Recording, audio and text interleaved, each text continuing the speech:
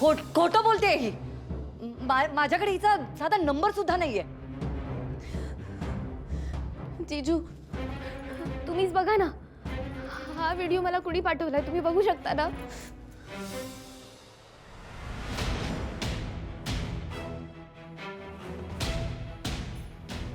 Maugham हे काय आहे?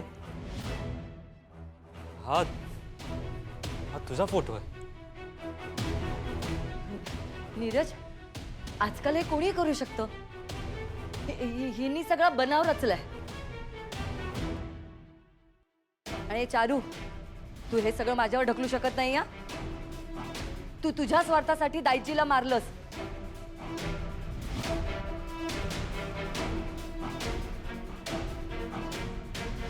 ह्यो व्हिडिओ तुमच्याकडे आलो कसो मेघनाबाई?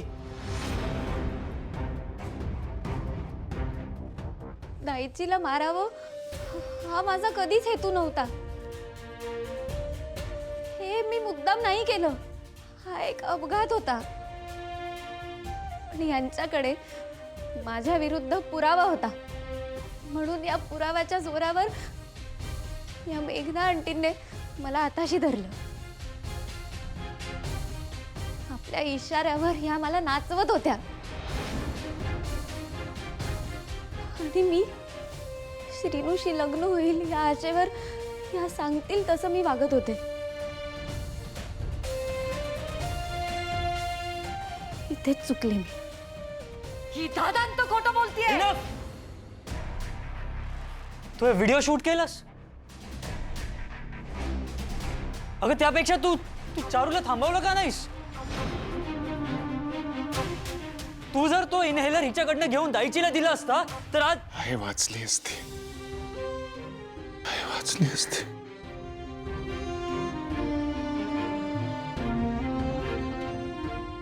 चारूपेक्षा जास्त आईच्या मृत्यूला तुम्ही जबाबदार आहात.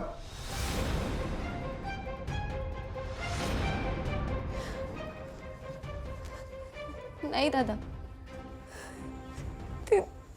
ती माझी चूक आहे. पण एवढ्यासाठी मेघना आंटीने मला तुम्हा सगळ्यांना बरबाद करण्यासाठी भरीस पाडलं. यांनीच मला श्रीनूला मुंबईला घेऊन जाण्याची आणि तिकडे हॉटेलमध्ये नेऊन त्याला अडकवण्याची आयडिया दिली होती. त्या हॉटेलवाल्याला मला मदत करण्यासाठी आणि मी प्रेग्नेंट आहे असा खोटा रिपोर्ट देण्यासाठी डॉक्टरांना पैसे सुद्धा यांनीच दिले होते. यांनी मला इथून जातानाच सांगितलं होतं की त्या निशीला नांदिवलीला लवकरच परत पाठवतील. तेच केलं त्यांनी. मी हे सगळं तुम्हाला आता सांगते कारण ज्यासाठी मी यांचं ऐकत होते ते साध्य झालंच नाही. श्रीनू माझा झालाच नाही. उलट मी एक चांगला मित्र आयुष्यभरासाठी गमावला.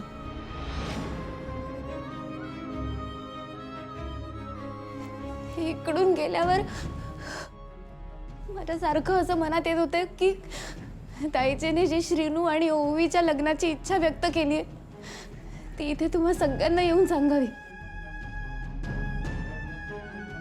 पण मी जर हे सांगितलं असतं तर ताईच्या मरणाला मी जबाबदार आहे हे सगळ्यांना कळलं असतं आणि खुनाच्या आरोपाखाली मला जेल झाली असती.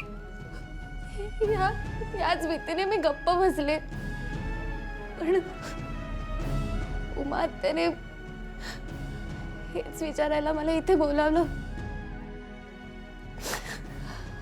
आणि माझा नाईलाज झाला. वा वा वा, काय साळसूतपणाचा आव आणते ही. कोण विश्वास ठेवणार आहे तुझ्यावर? मी ठेवेन विश्वास. Neeraj, are you mad? तू काय बोलतोस हे तुला तरी कळतंय? अरे मी मॉम आहे तुझी. आणि त्याच गोष्टीची लाज वाटते मला आज.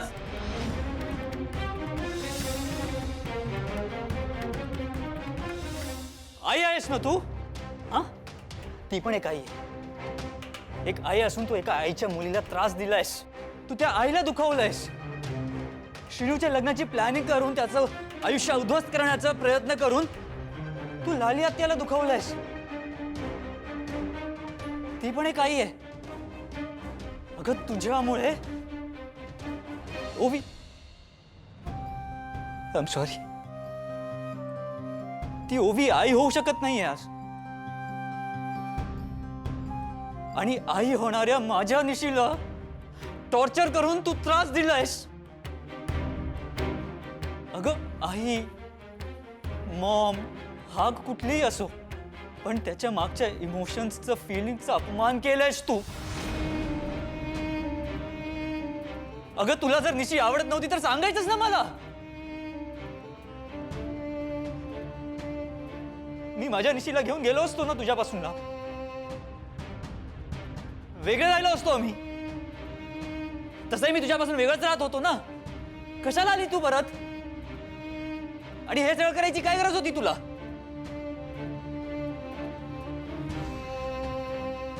ज्या बाईक स्वतःच्याच मुलाची पर्वा नाही हा, एका दुसऱ्यांच्या मुलाची काय पर्वा असणार? मेघनाबाई, फार चुकीचं वागलात तुम्ही आमच्यासोबत. स्वार्थ, ढोंगीपणा याने माणूस माणुसकीतून पण उठतो.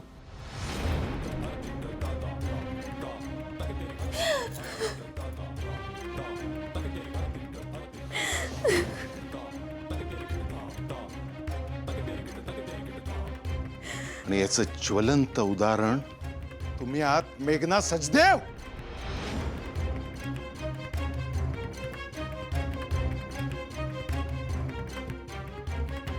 फक्त स्वतःपुरतं विचार करण्याची वृत्ती माणसाला किती खालच्या पातळीवर नेऊन ठेवते याचं उत्तम उदाहरण तुम्ही दोघी आहात.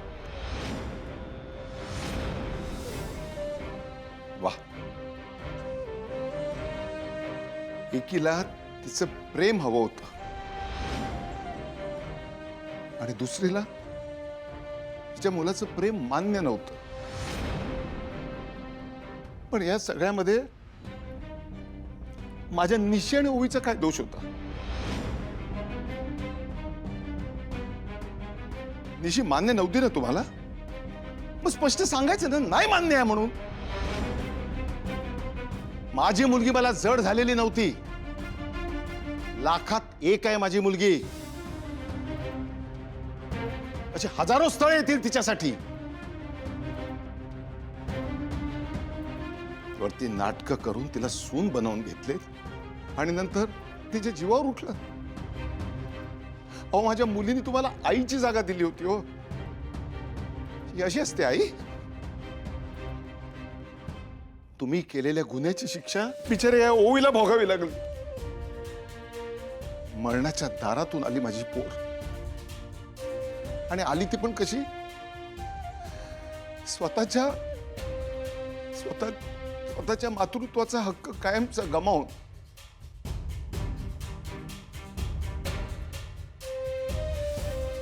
एवढे करून तुमचं मन भरलं नाही म्हणून तुम्ही माझ्या आईच्या मरणाचा तमाशा मांडला.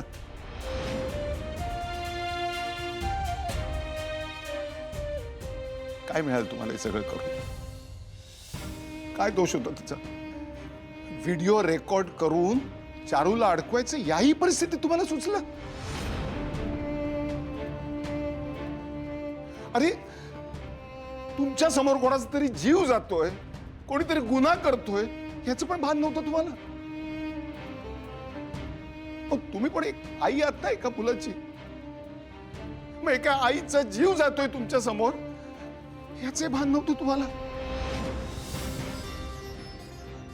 माझ्या आईचा जीव दम्याच्या त्रासांना नाही, तर तुम्हा दोघींच्या राक्षसी महत्वाकांक्षेने घेतलाय.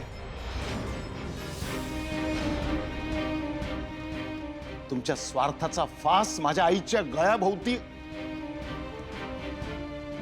आवळलाय तुम्ही.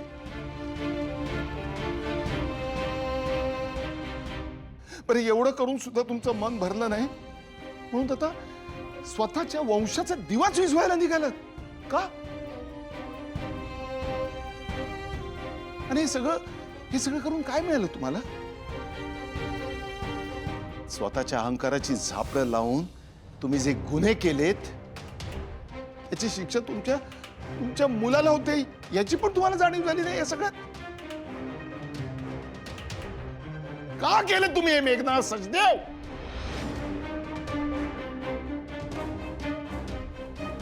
बोल ना मॉम, आहे का तुझ्याकडे उत्तर? हे चारू खरं बोलतीये ना? तू केलेस ना हे सगळं?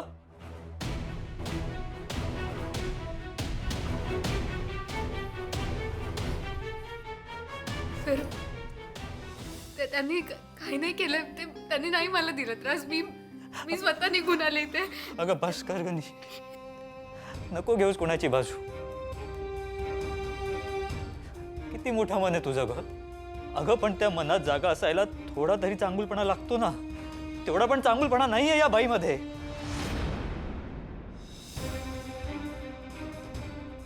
मला वाईट वाटते की मला हे सगळं बोलावं लागतंय, पण हिने स्वतःहून सगळी नाती संपवली.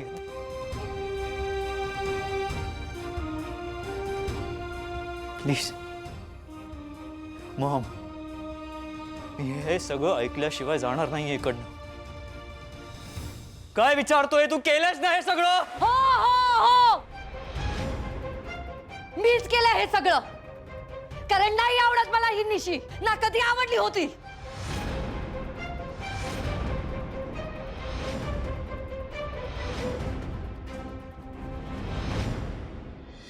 मी हे सरळपणाने तुला सांगत होते, ऐकलंस तू माझं? मला निशी बरोबरच लग्न करायचं असा हट्ट करत होतास. अरे माझ्या घरची डोरमॅट सुद्धा माझ्या स्टेटसला आणि माझ्या घराला शोभेला शिकेते. पण तू माझ्या स्टेटसला न शोभणारी मुलगी सून म्हणून माझ्या डोक्यावर आणून बसवलीस.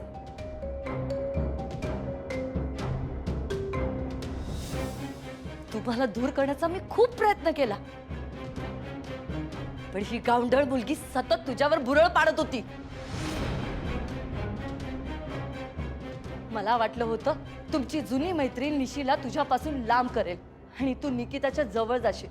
तसं झालंही.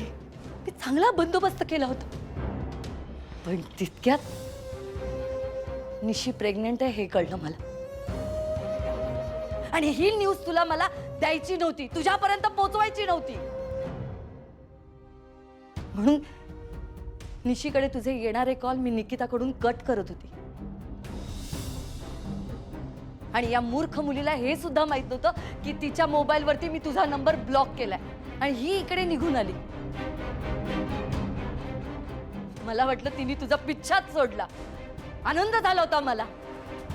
पण तू या गावंढळच्या मागे मागे आलास. धीरज, तू इतका तिच्या प्रेमात का गुंतलायस मला हेच समजत नाहीये. मेघना आंटी, प्रेम कधी स्टेटस बघून करता येत नसतं. जिथे प्रेम असतं ना तिथे स्टेटस, पैसा, श्रीमंती ह्या सगळ्या गोष्टी मॅटरच करत नाही. तुम्ही फक्त एकदा धीरजच्या चेहऱ्यावर असलेला आनंद बघितला असता ना, एक आई म्हणून तुमचा मुलगा निशीसोबत किती खुश आहे हे बघितलं असतं ना, तर तुम्ही निशीला कधीच हेट केलं नसतं. आणि तिच्या बाळाला हार्म करण्याचा विचार तुमच्या मनातही आला नसता. हे बघ ओवी, बस.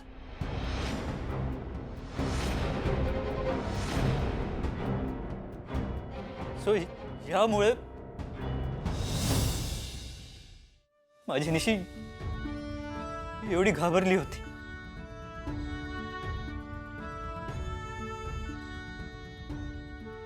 सॉरी निशी, मला प्लीज माफ कर. दादा, मी माझा शब्द नाही पाळू शकलो. प्लीज माफ करा मला. तुमचा सगळ्यांचा गुन्हेगार आहे मी.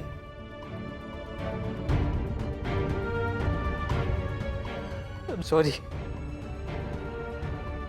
I'm sorry. I'm sorry. नीरजराव सावरा स्वतःला. नीरजराव,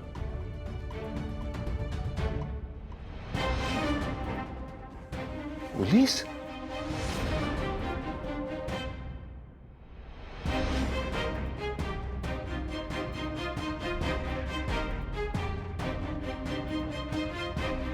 पोलिसांना कोणी बोलवलं? मी बोलवलं.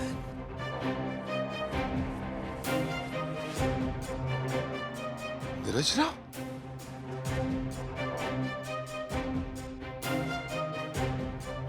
Sorry Maugham. पण तू जे काही गुन्हे केलेस ते बघता तुझी खरी जागा जेलमध्ये.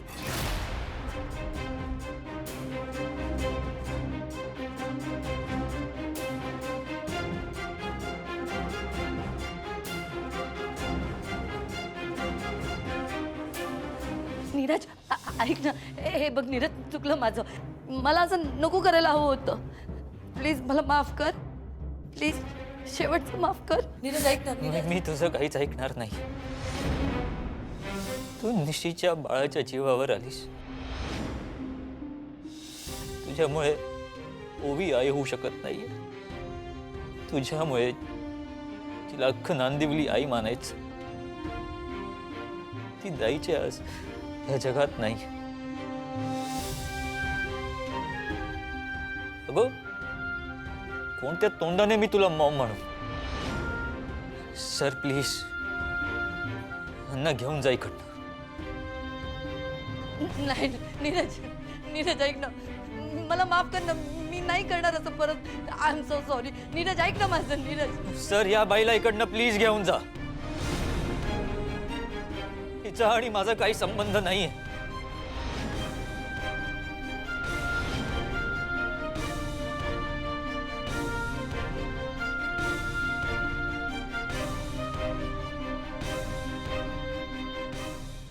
नीरज, नीरज, अरे एकदा ऐक ना माझं. प्लीज प्लीज एकदा ऐक ना नीरज. नीरज मी तुझी आई आहे. एकदा ऐक ना प्लीज. संपवतोय ते मी नातं. नकोय मला तुमचा पैसा, तुमची प्रॉपर्टी. मला ही नाती हवी आहेत, जिथल्या मातीला माणसांना घट्ट धरून आहेत.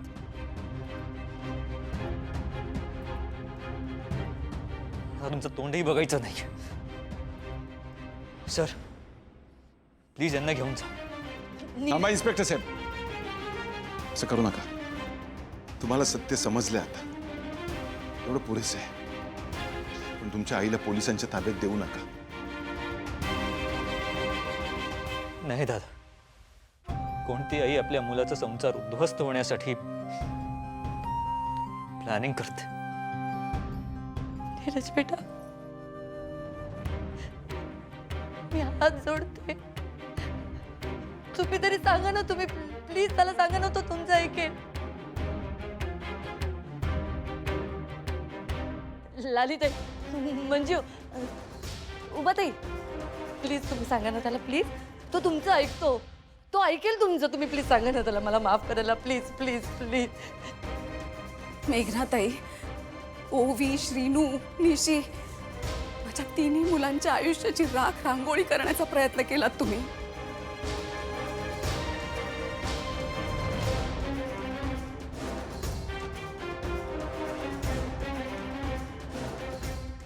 कसा पाझर फुटेल आईच्या काळजाला.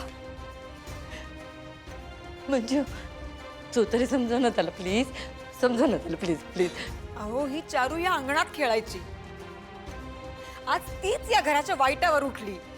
याला सर्वस्वी जबाबदार तुम्ही आहात. कशी दया करायची हो तुमच्यावर?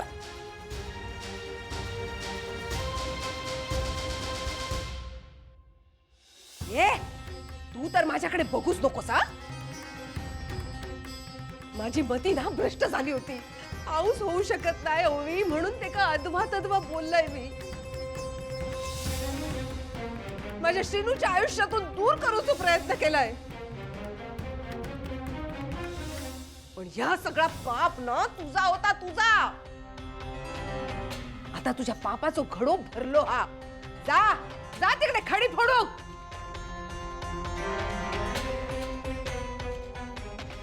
नीरज बेटा, सर सर ऐका ना, त्यांनी जे काही केलं ना ते तुमच्यासाठी केलं ना, तुमच्यावरच्या प्रेमापोटी केलं तिने. त्यामुळे त्यांना त्यांना माफ करा. तुम्ही तुम्ही तुम्ही सांगा ना त्यांना, त्यांना तुम्ही एवढी मोठी शिक्षा देऊ नका प्लीज.